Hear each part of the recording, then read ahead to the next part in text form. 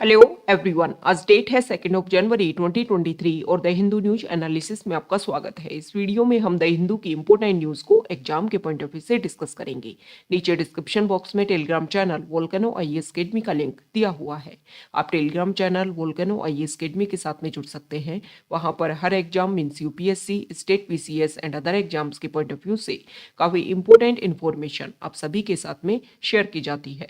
तो चलो स्टार्ट करते हैं। वीडियो को स्टार्ट करेंगे एक ज्योग्राफिकल मैप क्वेश्चन के साथ में। और आज आपका क्वेश्चन ये है कि साबरमती रिवर को आपको मैप में व्यू करना है, फिर इससे रिलेटेड हर इंपॉर्टेंट फैक्ट्स को एंड इंफॉर्मेशन को कमेंट बॉक्स में टाइप करना है। कल हमने आपसे क्वेश्चन पूछा था लोकचाओ वाइल्ड लाइफ सेंचुरी को लेकर के। तो लोकचाओ वाइल्ड लाइफ सेंचुरी, जिसको Indo Burma wild life sanctuary और साथ ही साथ में यानगो पोकपी लोकचाओ वाइल्ड लाइफ सेंचुरी के नाम से भी जाना जाता है। और ये हमारे इंडिया के नॉर्थ ईस्ट वाले पार्ट में जो मणिपुर स्टेट है, जो म्यांमार के साथ में अपने बॉर्डर शेयर करता है, तो इंडिया और म्यांमार बॉर्डर एरिया में ये वाइल्ड लाइफ सेंचुरी जो है एग्जिस्ट करता है। तो इसकी जो लोकेशन है वो स्ट्रेटेजिक पॉइंट ऑफ व्यू से काफ़ी ज़्यादा इंपॉर्टेंट है। 1989 में इस वाइल्ड लाइफ सेंचुरी को एस्टेब्लिश किया गया था और ये इंडिया और बर्मा दोनों ही कंट्री की जो बायोलॉजिकल डाइवर्सिटी है उसको रिप्रेजेंट करता है। तो लोकचाओ वाइल्ड लाइफ सेंचुरी की जो लोकेशन है वो हमारे लिए इंपॉर्टेंट हो जाती है। द हिंदू को अगर हम डिस्कस करें तो फर्स्ट इंपॉर्टेंट न्यूज़ है द हिंदू के फ्रंट पेज पर। और यहाँ पर इंडिया और पाकिस्तान दोनों ही कंट्री ने 2008 का जो एग्रीमेंट है उसके अकॉर्डिंग जो भी इम्पोर्टेंट फैक्ट्स हैं उनको लेकर के अपनी इंफॉर्मेशन आपस में शेयर की। अब ये एग्रीमेंट क्या है? एग्रीमेंट में ये है कि इंडिया कुछ लोगों को अगर अरेस्ट करता है एक साल में और पाकिस्तान कुछ लोगों को अरेस्ट करता है, तो फिर उनको लेकर के दोनों कंट्री एक दूसरे के साथ में डाटा रखते हैं कि ये लोग जो है इनको हमने अरेस्ट किया है और इन लोगों को लेकर के आपकी जो इन्फॉर्मेशन है क्या कहती है कि ये आपकी कंट्री से बिलोंग करते हैं या नहीं करते हैं। तो इसी तरीके का जो सर्कुलर है एवरी ईयर 1 जनवरी एंड 1 जुलाई को दोनों कंट्री एक दूसरे के साथ में शेयर करते हैं। सेम इसी तरीके से 1988 का एक पैक्ट है और इसी को लेकर के दोनों कंट्रीज ने जो भी अपनी न्यूक्लियर फैसिलिटीज है, जो भी अपने न्यूक्लियर वेपन्स है, उनका इंस्टॉलेशन किस तरीके से, इसको लेकर के बेसिक इंफॉर्मेशन एक दूसरे के साथ में शेयर की है।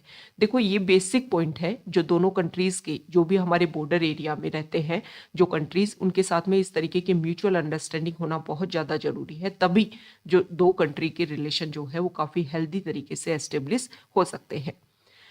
नेक्स्ट इंपॉर्टेंट आर्टिकल है एडिटोरियल पेज पर और यहाँ पर हम डिस्कस करेंगे अभी इलेक्शन कमीशन ने जो अपना नया इनिशिएटिव लॉन्च किया है उसी को लेकर के आर्टिकल है। और नया इनिशिएटिव क्या है कि जो भी हमारे माइग्रेंट वर्कर्स हैं उनको हम उनके वोटिंग के लिए जो प्रॉब्लम्स है कि वो वापस अपने जो जो जो उनका डोमेस्टिक एरिया है वहाँ पर आकर के वोटिंग नहीं दे पाते हैं जब भी इलेक्शन हो पाते हैं, क्योंकि एम्प्लॉयमेंट के लिए बहुत सारे लोग जो हैं, मैक्सिमम लोग हमारे इंडिया में एक स्टेट से दूसरे स्टेट में ट्रेवल करते हैं। ओके, तो इसी इश्यू को सॉल्व करते हुए कि मैक्सिमम जो हमारी पॉपुलेशन है उनको वोटिंग राइट्स का वो अपना यूज़ करे, तो जहाँ पर वो काम कर रहे हैं वहीं पर उनको वोटिंग राइट्स के लिए जो भी प्रोसीजर है, जो भी सुविधा है, वो सब कुछ उनको प्रोवाइड करवाई जा सके। तो यहाँ पर इलेक्शन कमीशन ने ये इनिशिएटिव स्टार्ट किया है कि हम क्या करेंगे, एक ऐसी ईवीएम मशीन जो मैक्सिमम 72 कॉन्स्टिट्यूएंसीज के लिए एक ईवीएम मशीन में ही वोटिंग डाला जा सकता है, इस तरीके का प्रोसीजर एस्टेब्लिश करेंगे। लेकिन यहाँ पर इस आर्टिकल में जो मेन प्रॉब्लम जिसके ऊपर फोकस किया गया है कि देखो प्रेजेंट टाइम में ईवीएम मशीन को लेकर के जो इशू है वो रेगुलर बना रहता है। एक सस्पेंस जो है वो बना हुआ है कि जो लोग वोट देते हैं, हालांकि उसको लेकर के वेरीफाई यहाँ पर करवाया जाता है कि आपने इनको वोट दिया है, ये सारा जो वीवीपैट के थ्रू आपको शो किया जाता है, लेकिन जिसको वोट दिया है उसको वोट रजिस्टर हो पाया है या नहीं हो पाया है, इसको लेकर के एक क्लियरिटी जो है वो नहीं है। और उसी का प्रोसीजर जो है वो आप माइग्रेट जो वर्कर्स हैं उनके लिए इंस्टॉल करने वाले हो। तो यहाँ पर आर्टिकल में मेन पॉइंट इसके ऊपर फोकस किया गया है कि देखो ईवीएम मशीन को लेकर के जो सस्पेंस है पहले उस पर क्लियरिटी होनी चाहिए, ताकि जो माइग्रेंट वर्कर्स है उनके लिए जो आप स्ट्रेटजी लॉन्च कर रहे हो उसमें भी एक क्लियरिटी आ पाए और एक जो सस्पेंस है कि गलत तरीके से यूज किया जा रहा है, ये जो सस्पेंस है इसका क्लियर होना बहुत ज़्यादा जरूरी है। नेक्स्ट इंपॉर्टेंट आर्टिकल है, देखो कल हमने डिस्कस किया था कि चाइना और रशिया दोनों ही कंट्री के जो रिलेशन है वो काफ़ी ज़्यादा इंक्रीज हो रहे हैं प्रेजेंट टाइम में। रशिया यूक्रेन वॉर स्टार्ट होने के बाद तो स्पेसिफिक अगर हम बात करें तो यहाँ पर इस आर्टिकल में बताया गया है कि इंडिया का प्रेजेंट टाइम में डिलेमा ये है कि अगर रशिया और चाइना के रिलेशन इसी तरीके से इंक्रीज होते रहे तो मेन फोकस तो सबसे पहले देखो इंडिया के डिलेमा से पहले हम बात कर लेते हैं कि यूएस की जो पावर है वो टाइम के साथ में डिक्रीज और चाइना जो है वो अपने आप को इंक्रीज करता जा रहा है। तो यहाँ पर मेन फोकस राइटर का ये है कि इंडिया जो है उस बात के ऊपर फोकस करता है कि एशियन कंट्रीज की पावर तो इंक्रीज हो टाइम के साथ में, पूरे वर्ल्ड में जो उनकी पावर है वो तो इंक्रीज हो, लेकिन यूनिपोलर पावर जो है वो इंक्रीज नहीं होनी चाहिए। मतलब एक कंट्री के पास में पावर ना हो बल्कि मल्टीपोलर जो पावर है वो इंक्रीज होनी चाहिए। मतलब एशिया जो कॉन्टिनेंट है उसकी पावर जो है वो एस्टेब्लिश हो। और यहाँ पर फोकस किया गया है कि एशिया में जापान और भी अदर कंट्री जो है, इंडिया है, चाइना है, ये सब अपनी पावर को एस्टेब्लिश करना चाहते हैं। और प्रेजेंट टाइम में अगर हम बात करें तो जो एशियन कंट्रीज हैं उन्होंने रशिया यूक्रेन वॉर के टाइम में जो प्रॉब्लम हुई उनको सॉल्यूशन के रूप में और अपनी पावर का यूज करते हुए रिप्रेजेंट भी किया है। जैसे कि रशिया यूक्रेन वॉर स्टार्ट हुआ तो जो स्विफ्ट सिस्टम है, स्विफ्ट सिस्टम क्या होता है, एक तरीके का कोड होता है। एक कंट्री से दूसरे कंट्री में अगर आपको मनी ट्रांसफर करना होता है ट्रेड के पॉइंट ऑफ व्यू से, ये जो प्रोसीजर है वो यूज किया जाता है। तो रशिया यूक्रेन वॉर के टाइम में जो स्विफ्ट कोड जो है उसको, स्विफ्ट की जो फैसिलिटी है वो रशिया के लिए बंद कर दी गई। मतलब रशिया के साथ में कोई कंट्री अगर ट्रेड करेगा तो अब एक यूनिवर्सल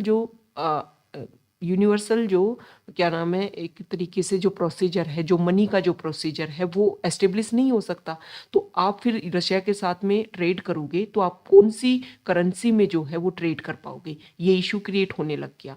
तो यहाँ पर इंडिया, चाइना और भी अदर कंट्री जो है एशियन कंट्रीज, उन्होंने स्विफ्ट सिस्टम खत्म होने के बाद में भी रशिया के साथ में अपने ट्रेड को यहाँ पर रेगुलर रखा और युआन जो करेंसी है उसमें मेजर फोकस किया। तो यहाँ पर एशिया ने अपनी पावर जो है वो एस्टेब्लिश की है।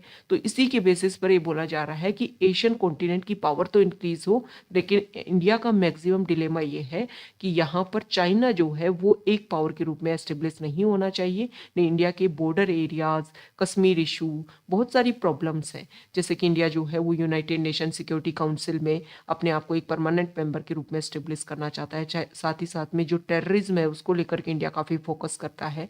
और टेररिज्म को रेगुलेट करने में अगर आप देखोगे तो जब भी इंडिया ने रेजोल्यूशन पास करवाने की कोशिश की है तो चाइना ने उसमें एक रिस्ट्रिक्शन जो है वो क्रिएट की है। तो हमारे बॉर्डर एरिया, हमारी जो एग्जिस्टेंस है उसके अकॉर्डिंग जो है वो यूनिपोलर स्ट्रेटजी क्रिएट ना हो बल्कि मल्टीपोलर एक्टिविटी जो है वो क्रिएट हो, जो इंडिया के लिए भी काफ़ी ज़्यादा बेनिफिशियल रहेंगी। नेक्स्ट इंपोर्टेंट आर्टिकल भी एडिटोरियल पेज पर इंडिया और चाइना का जो रिलेशन है, 1962 का जो वॉर हुआ तब इंडिया की क्या कंडीशन थी, चाइना की क्या कंडीशन थी, और प्रेजेंट टाइम से कंपैरिजन यहाँ पर जो राइटर है उन्होंने किया है।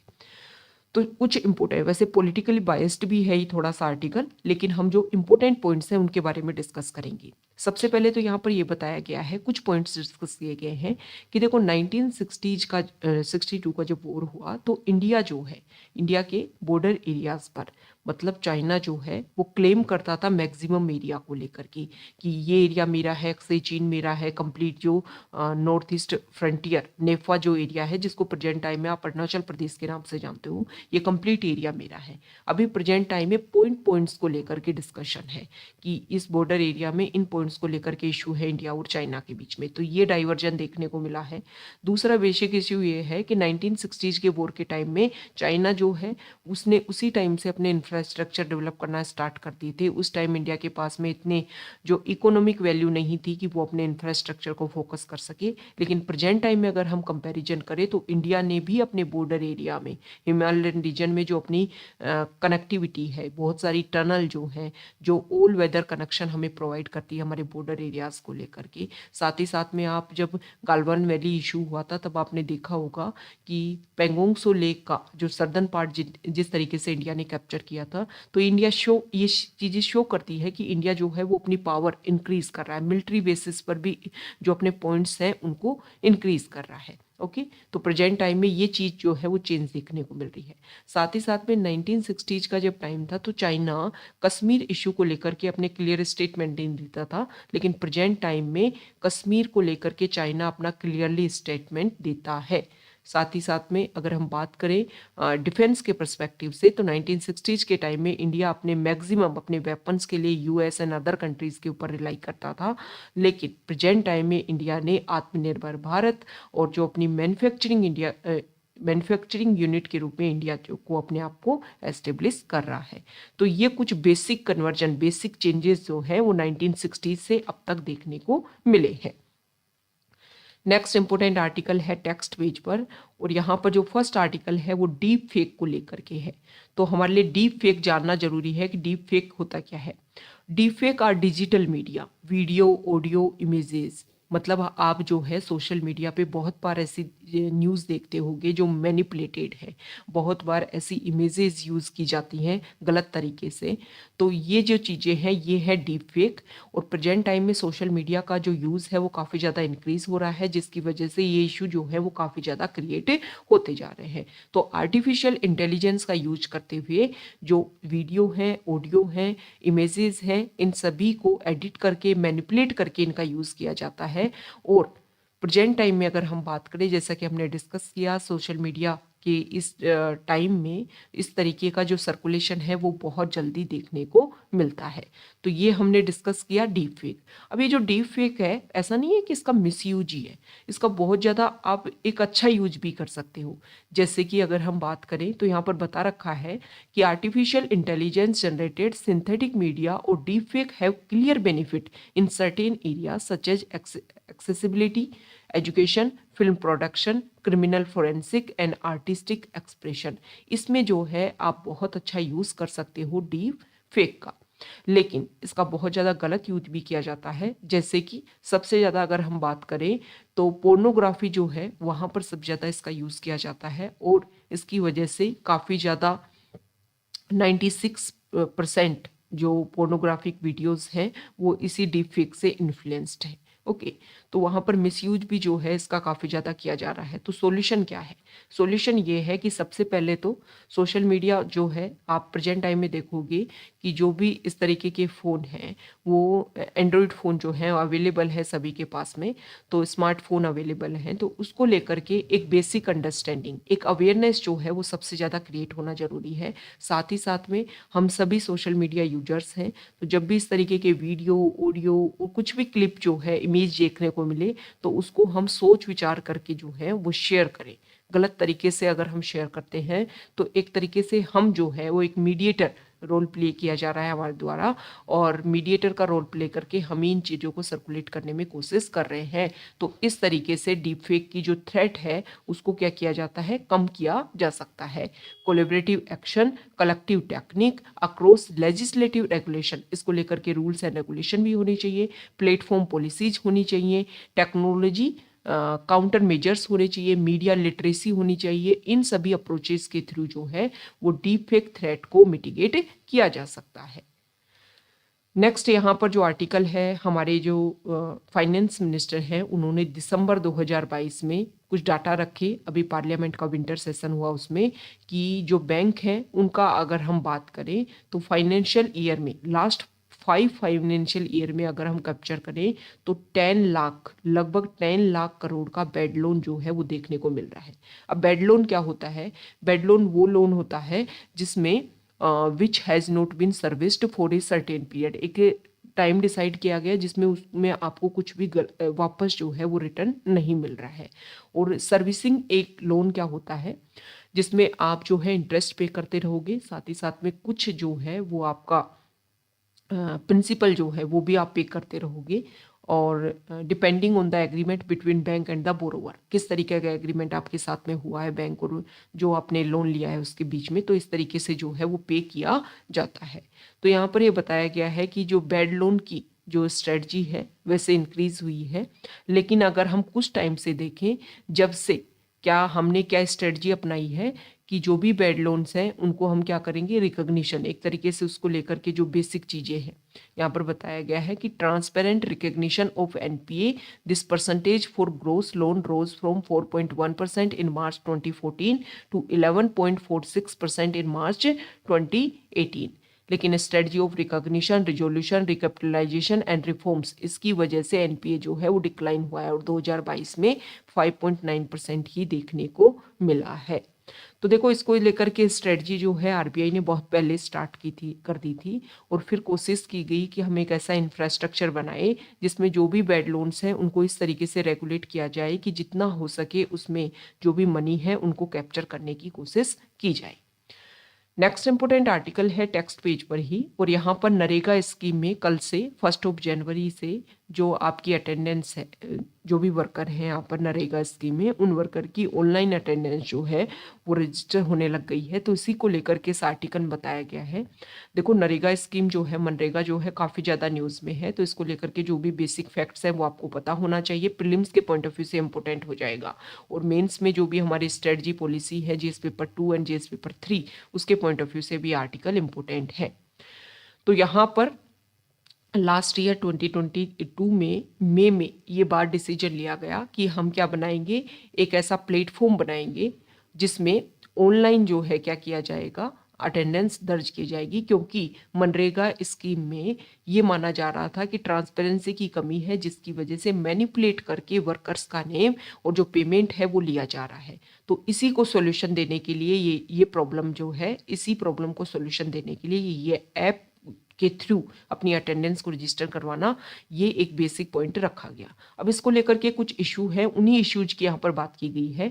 तो सबसे पहले यहाँ पर बात की गई है फ्लेक्सिबिलिटी की। देखो अलग अलग स्टेट में जो मनरेगा वर्कर्स हैं वो अपने अपने अकॉर्डिंग काम करते हैं। कुछ स्टेट में जो है अर्ली मॉर्निंग से काम स्टार्ट होगा और आफ्टरनून तक खत्म हो जाएगा। कुछ स्टेट में और भी अलग अलग तरीके से वेरी करता है, और फ्लेक्सिबिलिटी की वजह से ही बहुत सारी वीमेन पार्टिसिपेशन, जैसे हमने कल पढ़ा था कि वीमेन का पार्टिसिपेशन मनरेगा स्कीम में इंक्रीज हो रहा है, तो उसका बेसिक रीजन यही है। और इसके बाद में जो वर्कर्स है वो अपने अकॉर्डिंग और काम करते हैं। तो इससे क्या होगा, ऐप में अगर आपको अटेंडेंस देनी है तो एक कंप्लीट जो डे है वो आपको वहाँ पर रहना होगा, और इसकी वजह से फ्लेक्सिबिलिटी खत्म होगी, और फ्लेक्सिबिलिटी जब खत्म होगी तो जो वर्कर्स हैं इनका पार्टिसिपेशन कम होगा। दूसरा इसमें ये बताया जाता है कि मनरेगा में मेड्स अपॉइंट की जाती है। मेड्स जो है वो व्यू करती हैं जो भी वर्कर्स हैं उनकी अटेंडेंस को। अब ये जो मेड्स है, अभी स्मार्टफोन का बात की जा रही है, तो जो बहुत सारी मेड्स ऐसी होंगी जिनके पास स्मार्टफोन नहीं होगा, साथ ही साथ में उनको टेक्नोलॉजी का यूज़ करना नहीं आता होगा। तो इसमें जो मेड्स हैं, जो वीमेन का यहाँ पर पावर की जा रही थी, वीमेन को एम्पावर किया जा रहा था, अब यहाँ पर मेल जो मेड्स हैं उनको अपॉइंट किया जाएगा। तो ये इशू एक इससे क्रिएट होगा। साथ ही साथ में बेसिक इशू है नेटवर्क अवेलेबिलिटी। देखो नेटवर्क जो है वो रूरल एरियाज में अवेलेबिलिटी नहीं है, जिसकी वजह से केरला, तमिलनाडु, झारखंड, बहुत सारे स्टेट है जहाँ पर इस तरीके के इशू अटेंडेंस को लेकर के आने लग गए हैं। और दूसरा यहाँ पर बताया गया है एक बेसिक रीजन कि देखो यहाँ पर ऑनलाइन अटेंडेंस की बात की जा रही है, मतलब कोई भी फिजिकल रिकॉर्ड नहीं होगा। तो इस तरीके का इशू देखने को मिला झारखंड का जो वेस्ट सिंहभूम एरिया है वहाँ पर, कि कोई भी फिजिकल रिकॉर्ड नहीं था वर्कर्स का। तो इसकी वजह से नेटवर्क की वजह से और अटेंडेंस हो नहीं पाई, कोई फिजिकल रिकॉर्ड था नहीं, तो इसकी वजह से 2 वीक का वेज लॉस जो है वहाँ के वर्कर्स को देखना पड़ा।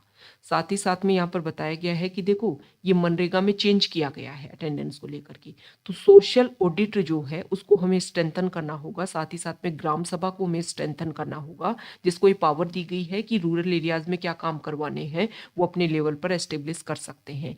तो इस तरीके का स्ट्रेटजी सेंट्रल गवर्नमेंट ने जो लॉन्च की है, तो यहाँ पर सोशल ऑडिट और ग्राम सभा जो है वो अपने लेवल पर भी अपनी पावर का यूज़ करते हुए स्ट्रेंथन करें, ताकि जो वर्कर्स हैं उनके लिए भी बेनिफिट हो, ट्रांसपेरेंसी भी मेंटेन हो, ब्राइब जो है, करप्शन जो है वो इंक्रीज ना हो, लेकिन जो वो वर्कर्स जो अनएजुकेटेड है, अनस्किल्ड है, उनके लिए प्रॉब्लम जो है वो क्रिएट ना हो, ताकि उनको वेजेस का लॉस फेस ना करना पड़े। नेक्स्ट इंपोर्टेंट आर्टिकल है, देखिए देखो हमारे जो प्राइम मिनिस्टर हैं उन्होंने 108 नंबर की जो इंडियन साइंस कांग्रेस है उसमें पार्टिसिपेट किया, और इसमें इस बार की जो थीम है इंडियन साइंस कांग्रेस की, ये थीम बताती है science and technology for sustainable development with women empowerment. तो यहाँ पर फोकस किया गया कि साइंस एंड टेक्नोलॉजी में वीमेन का पार्टिसिपेशन ज़्यादा से ज़्यादा हो, इसके ऊपर फोकस किया जाएगा नेक्स्ट 1 ईयर के लिए। साथ ही साथ में ब्लू इकोनॉमी, मतलब मैरी टाइम जो रिलेशन है उसके ऊपर फोकस करने की भी यहाँ पर बात की गई है। नेक्स्ट यहाँ पर जो आर्टिकल है देखो 2023 ईयर जो है इसको international year of millets declare कर दिया गया है और इसीलिए हमारी जो सेंट्रल गवर्नमेंट है स्टेट्स के साथ में मिलकर के मिलेट्स के कंजम्पशन को लेकर के एक अवेयरनेस क्रिएट करने की कोशिश कर रही है। उसमें टाइम टू टाइम अलग अलग स्टेट जो है वो फोकस करेंगे। ओके, और यहाँ पर देखो ओबीसी इलेक्शन यूपी में जो वहाँ की लोकल इलेक्शन है इसमें ओबीसी रिजर्वेशन को लेकर के वहाँ की गवर्नमेंट चाह रही थी, लेकिन कोर्ट ने बोला कि रिजर्वेशन ना दे करके वैसे ही इलेक्शन कंडक्ट करवाई जाए। लेकिन यूपी गवर्नमेंट ने फिर एक कमेटी जो है वो बनाई। अब ये जो कमेटी है ओबीसी कोटा को लेकर के अपनी जो रिपोर्ट है वो नेक्स्ट 3 मंथ में सबमिट करेगी और जो भी इम्पोर्टेंट डाटा है वो यहाँ पर बताए जाएंगे। तो कोई यहाँ पर हमने इंडियन साइंस कांग्रेस की बात की है, तो इंडियन साइंस कांग्रेस जो है ये जो कंसेप्ट जो है वो दो ब्रिटिश केमिस्ट थे जिनका नाम था J.L. Simonsen and P.S. McMahon. इन्होंने इसको एस्टेब्लिश किया गया था और 1914 में एशियाटिक सोसाइटी कलकत्ता जो है उसके प्रेमिसेस में इसकी फर्स्ट मीटिंग कंडक्ट हुई थी। ओके, तो ये बेसिक फीचर जो है वो आपको इंडियन साइंस कांग्रेस को लेकर के ध्यान में रखने हैं। तो ये आज का हमारा द हिंदू न्यूज़पेपर का डिस्कशन था। अगर आप यहाँ तक आए हैं, वीडियो आपको अच्छा लगा है तो प्लीज़ वीडियो को लाइक कीजिए, शेयर कीजिए और चैनल को सब्सक्राइब कीजिए। Okay, thank you.